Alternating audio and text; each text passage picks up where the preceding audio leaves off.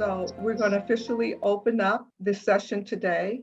And I'm going to begin. And so the Healthy Holiday Health and Wellness, it was called a holiday cooking club. And it was created for families and friends just to show healthier versions of traditional things that we eat during the holiday. And it was a 3-part series. And today is our third series. So the first one was on healthy holiday desserts. And I know Patricia was on that one. And so where we had recipes for brownies, banana, chocolate chip muffins, apple crisp, mango peach sorbet. And this was sweet, which were all vegan. These were all vegan recipes, and saying that we can eat the same foods as others. And by tweaking it, you can make it a little more healthier. And when I say healthier, it means that we're using less oils, less saturated fat, less cholesterol, and even cutting back on salt and sugar. Our second session was centered around healthy holiday, delicious side dishes with a twist. And that twist was the side dishes were all vegan. We had cornbread stuffing, macaroni and cheese, sweet potato. In fact, it was candied sweet potatoes and mixed greens. And today's session is a breakfast to remember, fuel your body. This is a vegetarian style because in a couple of recipes, the chef in her original recipe in the filming of her food cooking demonstration, some dairies and eggs were used. And so, but we'll show you how to tweak them if you want them to become vegan. And so today's presenter is myself, Dale Kane. Those are on now. I am a professional nutrition specialist and a certified plant-based cooking coach.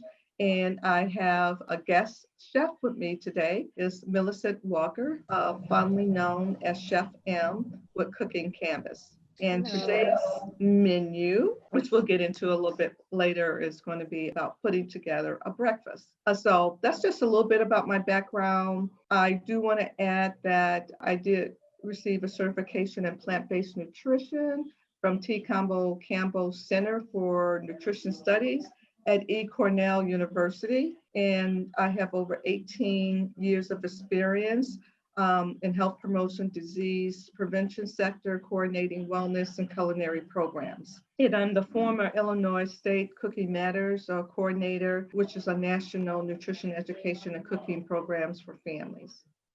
And so I'd like to take a few minutes to introduce you to Millicent Walker, Chef M. Yes. Hello, everyone. How are you? So I am Chef M.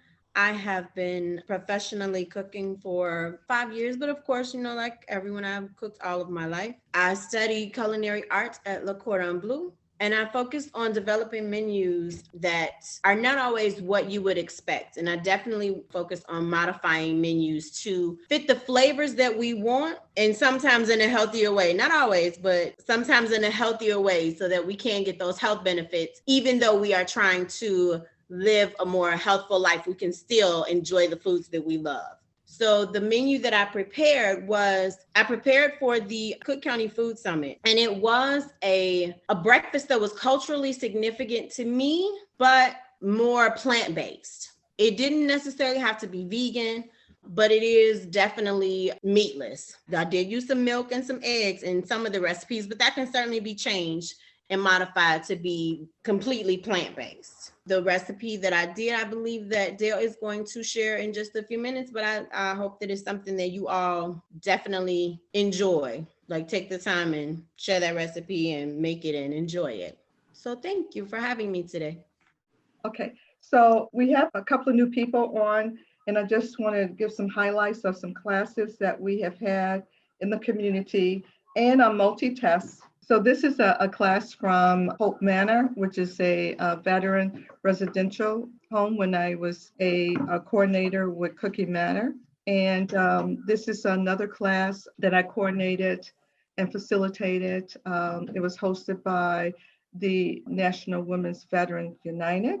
We did a food tasting of putting a complete meal together. We did Baja fish tacos, which this was a vegetarian. Well, this was actually vegan, and it was vegan with no oils, didn't cook with any oils at all, and no additional salt. So it was made with cauliflower, tacos with mango salsa, We had sweet potato fries, a delicious kale salad, and a spicy mango sorbet. This is, I just going to show just a few seconds. Okay, and I want you guys to know that the color This when is they us pulling a meal together. Tortillas, you can get two or And one. I can demonstrate one. putting your plate together. In the restaurants, they serve with two because when they're warm, they have a tendency to break a little bit. Show a lot of it, and just want to so let you know I'm going to fill my base how with the fun, beans. interactive, and colorful the meal Okay, was. and one thing is that you don't want to fill it up. Okay. So I want to do a quick review of last week. We talked of our health and food focus, which was around, the food focus was around side dishes. But the health focus is why we should consider a plant-based nutrition. So there are 10 leading causes of death. We all know them. 6 of them are linked to the diet, directly linked to the diet. And in many cases, up to 80% linked to the diet. We know that like heart disease, it may be many causes or several causes, but 80% of what's contributing towards that, especially when it's coming to the clogging of the arteries, is our diet. We also discussed how to best manage chronic diseases that are diet related. Of course, it's with our diet.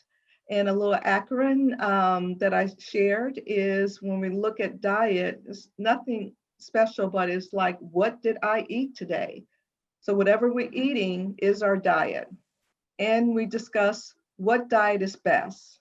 We talked a little bit about the DASH diet, which is the dietary approach to stopping hypertension, which is the #1 contributor towards heart disease.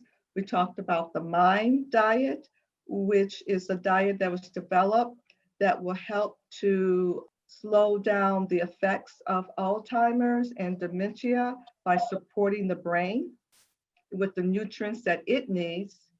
And we talked about the Mediterranean diet, which is one of the most well utilized diet here and well, really across the board, which is a healthier diet. It may not be the healthiest, and I'll preface that in reference to managing chronic diseases, but it's definitely a healthier diet in reference to the Western diet that we are accustomed to, which is considered to be the SAD diet, the standard American diet.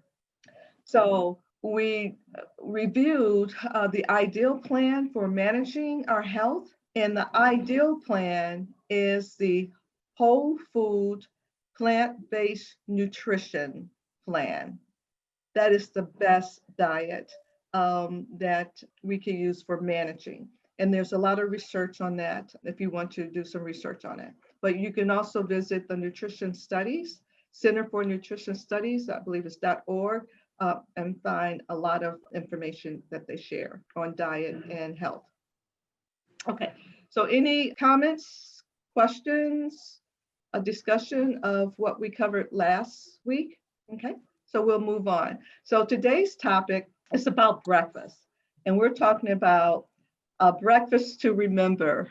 We want to fuel our body. And this is going to be instead of a vegan style, which this breakfast can be tweaked for a vegan, but it's actually a vegetarian style with Chef M. And so this particular breakfast that we're going to power our body with produce. As you can see, our menu is the oven fried chickpea flour, which is cauliflower, butternut waffles, which is butternut squash waffles, and the mixed greens, collard greens and mustard greens, and cantaloupe sorbet. So the most important meal, we may agree, of the day is breakfast. And breakfast usually means, most of us know, break the fast. And generally it's anywhere from, depending on how late you eat, but it could be up to 12, 15, 16 hours before typically for your next meal and your dinner. Depend on if you skip breakfast during the breakfast period and if you eat a little bit earlier. Okay, so a breakfast composition, when we look at a helpful tip that I like to share is called the Breakfast 3-0 formula. And the 3O formula is stating is at least having 3 sources of food groups in your breakfast. And the composition is like our protein, which could be animal protein or plant. Like to always include a source of calcium. And later on, I'll share why. You can have vegetables or fruit or both, and then a grain, preferably a whole grain. Okay, so in putting a combination of breakfast together, these are some examples, a few examples. And this is thinking out of the box. This is either it could be a vegetarian, which is the upper left screen with the egg, or and the rest of them are vegan, different types of breakfast that you can have. And I just love doing breakfast bowls, but it's thinking out of the box and thinking out of the box to fuel our body. So a question I like to ask is, did you eat today? And I'm going to launch this poll. So if you would just respond to the poll, never, rarely, most of the time, daily. And I'll give you a few seconds. You're just doing question number 1. So do you eat breakfast? Never. You skip it all the time. And this is what you're currently doing. Rarely, sometimes once a week, maybe. Most of the time, 3, 4 times a week or more. And daily is every day. Okay. Does that mean a full breakfast or like maybe coffee and a fruit? No, it could be a coffee and a fruit, but you're eating something. Okay. Okay. And it doesn't have to be a full breakfast. Okay. Okay. All right. And okay, so I'm going to come back to that. I'm going to close it for now and come back. So doing our research, this is a source came from UPMC, which is a insurance company, and they're out of Pennsylvania. They have a program called Health Beat. This is for the average person. It's like 12%, and I wanted to do a polling just to see how did we line up with that. 12% of the people never ate breakfast. 35% rarely ate breakfast. 25% most of the time, and only 28% like every day. And I also should say preference eating breakfast within 2 hours of getting up. So it's not like I get up, I get dressed, I drive to work, and then when I get to work, after from the time that I got up, within 2 hours, I sat down and I ate breakfast. That's what I should have put that preface in there, because sometimes we'll eat breakfast when we get to work, but we've been up for 2-3 hours. So these are some health benefits of breakfast. And I'm just going to run through just a few because I want to give a time for Chef M to go over her presentation. Is that breakfast food are generally, they're rich in all the key nutrients that we need, the vitamins and minerals and fiber, which is central for good health. And when we miss breakfast, we're missing a portion of those nutrients. Okay, so I'm not talking about the donut and coffee, because that has very little nutrition in it, right? But I'm talking about eating real food. Also, when we eat a plant-based breakfast, they are generally low or have no saturated fats and cholesterol. So those saturated fats and cholesterol contributes towards a lot of those chronic diseases that contributes towards death in the United States. People who eat breakfast are also more likely to meet their recommended daily intake of the vitamins and minerals than people who don't. So we are cutting ourselves short nutritionally wise. We're running on a deficit. Eating breakfast is a brain boosting power source. It gives you a mental edge. When you stare off in space, and sometimes I remember I used to drive and I used to just zonk out a little bit, and I'm wondering, like, how do I get to work? Like, I just space out. Many times I would not have a breakfast. So our minds may wander and then we can't focus on anything when you don't have breakfast. Breakfast also helps to balance your blood sugar levels. It stables your glucose levels and help keeps your ability to focus, to reason, and process information. Breakfast also kickstart your metabolism. It tells your body to burn calories rather than conserve calories. Because if you're starting your day on an empty tank, okay, your body goes into a starvation mode. It does it automatically, and it holds on to everything because it doesn't sense when it's going to get its next meal. Okay, breakfast also boosts the energy level. You have a sense of increase in physical activity throughout the morning than people who skip breakfast. You notice people who sometimes skip breakfast, they sort of drag, or you may drag a little bit before you have that intake of food. And then breakfast promotes heart health. Heart disease is the #1 cause of death. And people who skip breakfast tend to gain extra weight, which contributes to high cholesterol, high blood pressure, and contributes to heart disease. So all of that just for putting 2 or 3 items together for breakfast. And now we're going to hear from Chef M from Cooking Canvas about this beautiful, she shared this video with me of a food summit that she had provided a vegetarian option to. And when I saw the meal, I just said, wow. I seen people eating the waffles and chicken, and generally the chicken is fried and it looks delicious and everything, but I just know that it's not healthy for me. So it's really nice just to have another option. And so I'm going to turn it over to Chef M. We're going to play a video first of this wonderful meal that she put together for breakfast. A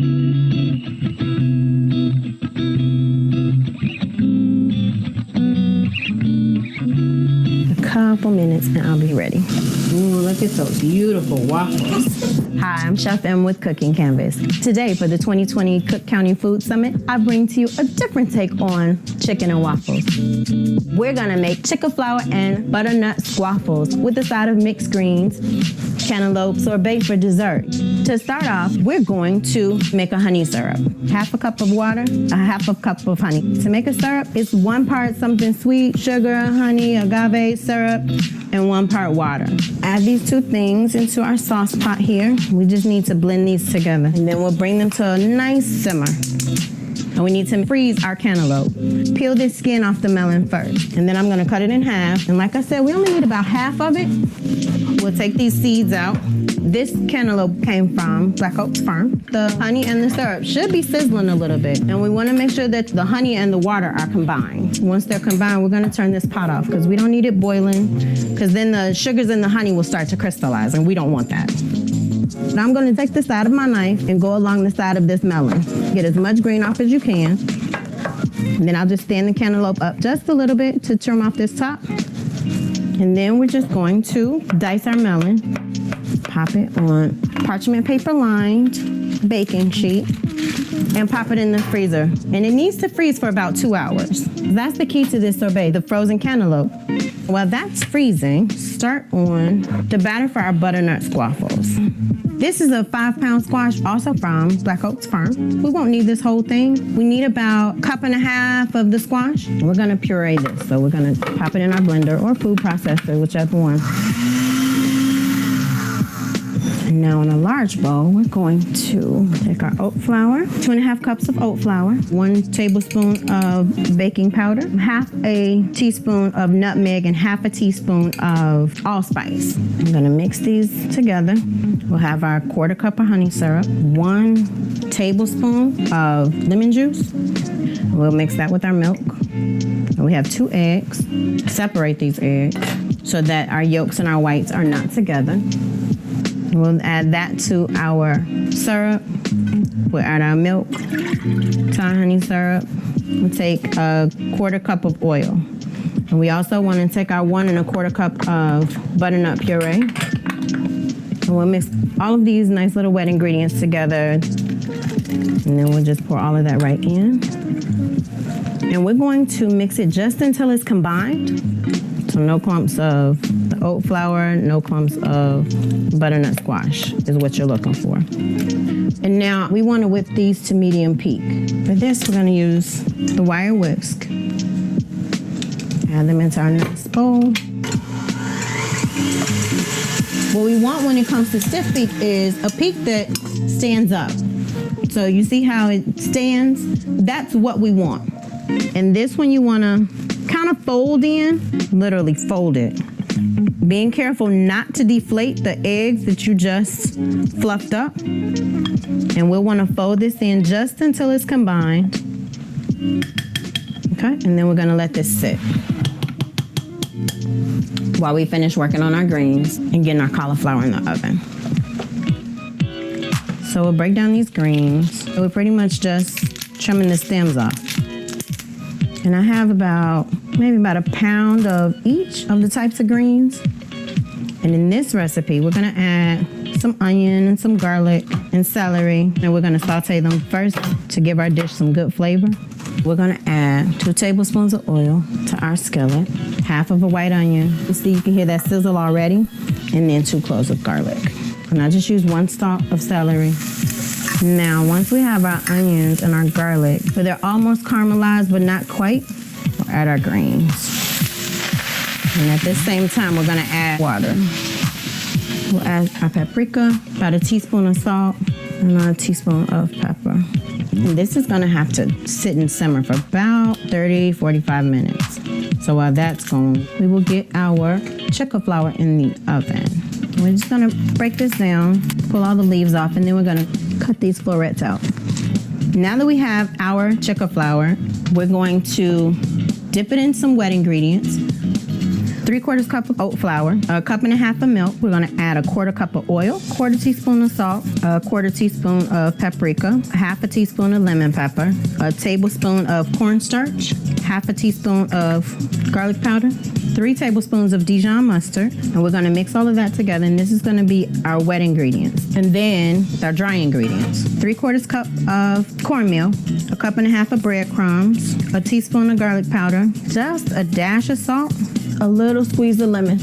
And you see I've kind of layered my seasonings, and I preheated my oven to 375. We're gonna coat these and bake it for about 15-20 minutes until they're nice golden brown and the edges have crisped up. And by then the center should be tender as well. Now we're gonna move on to our butternut squaffles. And I'm just gonna scoop out a cup of batter. My waffle maker, I just pour batter on. And this is a 4 count. And I usually spread mine so that it doesn't ooze out over the sides. And this recipe will probably give you about 10 waffles. And then we'll close our waffle maker and give that just a few minutes. And it's been just about 2 hours. So our cantaloupe sorbet will be just about ready. So we'll take our nice frozen cantaloupe. Can you guys see how nicely that's frozen? Frozen cantaloupe into our food processor. And we'll dump this out into a bowl just to make it easier to scoop. Ooh, you see that lusciousness? And we'll check on our chicken flour, see how that's working. Ooh, there we go. Ooh, that's good. It's just about where I want it. Let's check our greens. Ooh, yes, that's perfect. Look at those beautiful waffles. People will say, well, what's your specialty? I like food, all types of food. The kitchen has always been one of my favorite places in a house. Thank you for joining us at the 2020 Virtual Food Summit. Today we did our chicken flour butternut squaffles with a side of mixed greens. And of course for dessert, our cantaloupe sorbet. Look forward to cooking with you soon. I'm Chef M from Cooking Canvas.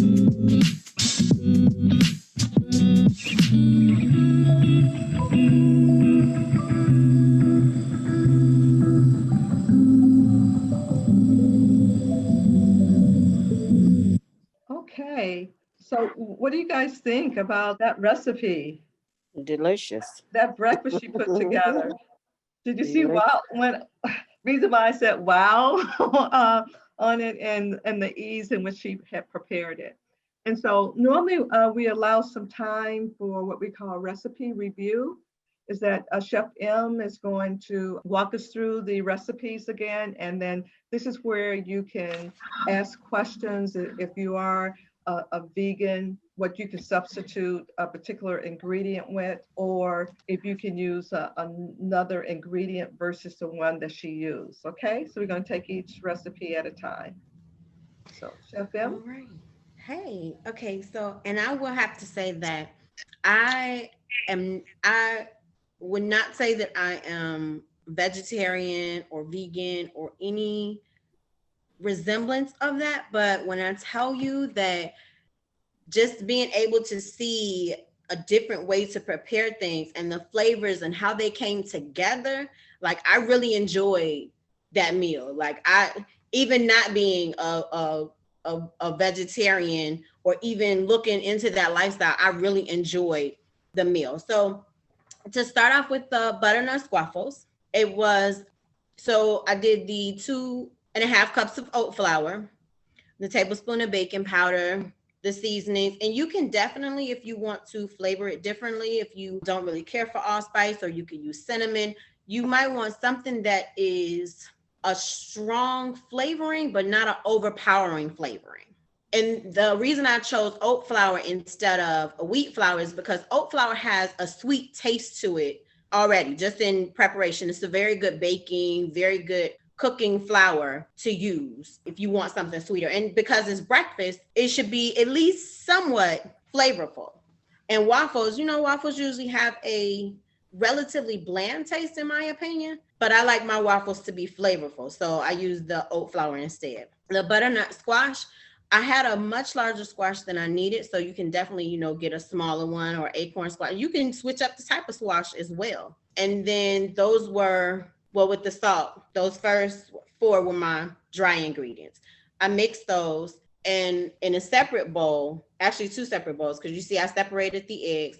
Waffles require like a fluffiness, and that fluffiness comes from the eggs that are whipped. You don't necessarily need that though, because I know I've made waffles without having that whip. So if you wanted to do like completely vegetarian, you could substitute that for maybe that along with the eggs for probably like a applesauce or something like that to still generate the same effect. The milk as well, you can definitely substitute oat milk or soy, or I know almond milk. They'll mention almond milk before as well as a substitute. I have a child that has allergies, so I tend to shy away from anything nut related. All right, and so I chose the cauliflower rather as a substitute for chicken because it has a heartier floret and it could stand up to the temperatures that I needed for it to break down a little bit. So I did oven fried instead of skillet fried, just because I kind of shy away from frying just in general. So the recipe there's a batter recipe because you want the cauliflower to get good and wet. You know how, if you guys ever remember frying chicken, the skin itself has like a little bit of a wetness to it that helps to hold the flour. But vegetables don't have that same type of wetness. But we don't want it to be like a water wet because that water will evaporate and then the breading will just shrivel off. So a batter with milk, and again, you can substitute with a different type of milk or, a plant-based milk substitute, I should say. Fresh lemon juice is what I use. I just squeeze, but you can definitely use bottled juice if you prefer. Dijon mustard, and it does not necessarily have to be Dijon if you feel like that flavor is more overpowering than what you're comfortable with. You can do a softer mustard, but you need something that has a little bit of a kick to it, Tabasco or wasabi, just a little bit of a kick to keep that flavorfulness in the dish. And I included the flour and the cornstarch inside of the wet ingredients because then they'll do like, it's kind of like a double coating. So they'll clean inside of that batter, and then you still go to bread them. And when it finishes baking or oven frying, it'll have a nice crispiness to it, like what you want with a fried dish, since we're substituting for fried chicken in this case. All right. And then with these mixed greens, now when I first presented the recipe at the summit, I got the question, so you don't use, what did they ask me? I didn't use meat in my greens. And I was like, well, I was doing a vegetarian take, so I don't know. I'm pretty sure that's not what I could use in my greens. So I didn't. But like I said, even though this has not been the style of eating that I typically do, when I tell you that I like really, really enjoy what I prepared just as well as if I had made it the way that I would normally prepare it with the smoked turkey necks or whatever, it was still very, very flavorful. So what I was saying was, yes, I have used smoked turkey in the way that I prepare them, but at the same time, in preparing them without the meat, I still enjoyed the greens just as much as I do, just as much as I would if I had prepared them with meat. So it was no loss. And, that was the question was, do I prepare it that way? I was like, I mean, I do, but that wasn't the task that I was assigned. And in being assigned the task, I still enjoy them the same way. Mm-hmm. So did you all also hear me say that you could substitute other greens? Oh, yeah. Okay. I have done that. Yeah. Did you hear me say the celery, onion, and the garlic go together to bring together the flavors? Yes. Yeah. So, okay. How many, several of the people that's on, they have been to healthy cooking classes. And I want to know, you can just put in the chat box, if you are currently preparing your greens, because greens is a staple in the African-American community. And how many of us are preparing them without the meat, the smoked turkey, ham hocks, just in the chat box? I'm just curious, without, I do mine without. Without, yes. Yes, right. And I just want to know how many of us are on that program versus, still cooking it the traditional way. Mm-hmm. I like your mixer, and I usually just a little red pepper flakes in my greens to make them mean. Yeah, that is definitely a good option as well. Mm-hmm. Or a few sliced jalapenos even, yeah. Yeah, but I normally do not put celery stock. I mean, the stock of celery. But now I will start adding that. That with the onion and mm-hmm. the traditional trinity includes usually some carrots or some parsnip, but I'm not interested in carrots or parsnip in my greens. Okay. It just seems weird to me. Plus, they both give it a sweeter dynamic, mm-hmm. and that's the opposite effect. I was gonna say, speaking of carrots, if you ever get the carrots with the tops are like greens as well. Yeah. They are. And that makes a really great spread. I actually, right here, have a tortilla mix of vegetables, cucumbers, onions, with a little bit of the vinegar, apple cider vinegar. Mm-hmm. So I made me a little wrap. And I sauteed the carrot tops. And it actually gives it a very unique flavor. And it's actually naturally sweet, like you said. Right. Yeah. Uh-huh. Mm-hmm. Yeah, it is. It's definitely, so, that's why it makes a good cake. Because it's naturally sweet. I usually add mine to my salads and my soups, because I'm usually dropping something, most times dropping something green in my soup, just to give more nutrients to it. Okay. So are we ready for the next recipe? And then the cantaloupe sorbet. So cantaloupes were still somewhat in season in October. So, that was also part of the task, what was in season. So the cantaloupe sorbet, the video didn't really show a lot of the details, but it was the ripe cantaloupe.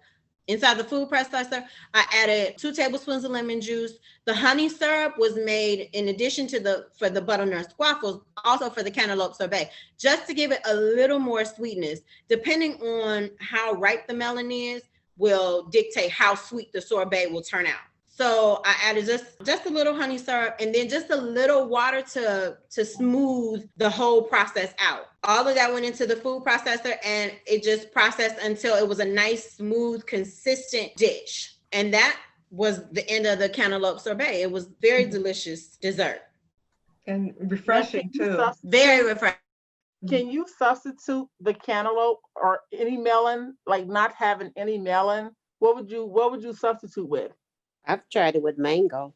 Mango, it tastes good, Dolores. Mango sorbet, but instead of using I'm still honey here if you syrup, can hear I me. use I use dates. Oh yeah. Oh, yeah. So Okay, thank you for that. I think with Yeah. the sorbet, you can use any fruit. Mm-hmm. You can use it because it's just frozen, it's pureed, Right. liquefied, and you freeze it. So you can always add a little honey to it, or Mm-hmm. maple syrup, or agave, or Mm-hmm. stevia to it to add a Mm-hmm. little sweetness to it. And so, but it's a very good idea when your fruit is ripening, just make a sorbet out of it for a dessert.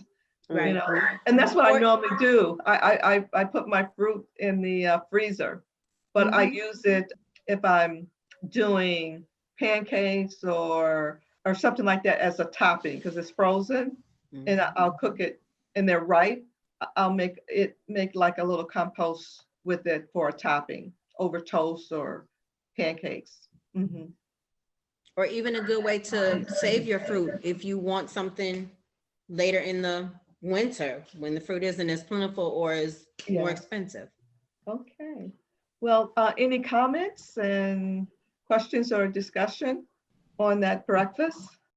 All righty. So we're going to end with uh, another plug for the whole food plant-based nutrition, and so that you can have a nutritious meal, even breakfast, using plant. What I like about in the recipes here, everything was pretty much whole. You know, it was whole, and when you use the whole food, you're getting all of the nutrients.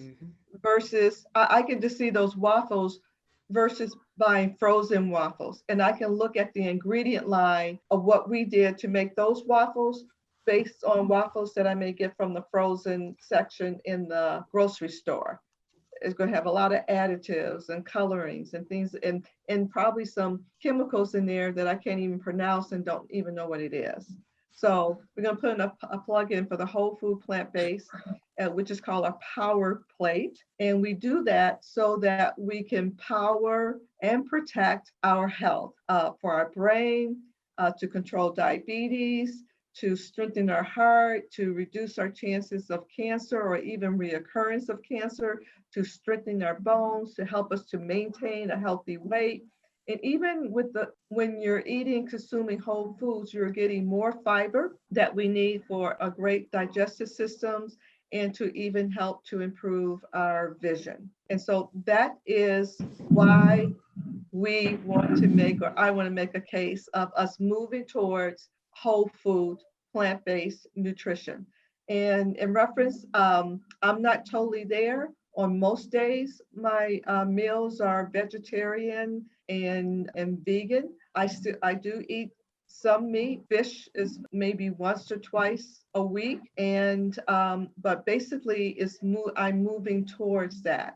And I will say, since I've been moving towards that plan, I do feel better, lighter, and more healthier as well. So I want to end with our contact information. If you want more information, I believe I know everyone on the line, but if you want information or want to contact Chef M, this is her information here. You can take a screenshot of that. And also I want to thank you all for joining me this evening and joining the community. We want to build actually a community around food and nutrition and healthy lifestyles within our circle of friends and family. It's an overarching theme that I use, and the initiative that I promote from Advocates from Community Wellness is creating a culture of wealth. That's WELLTH, through health promotion, nutrition education, and cooking classes.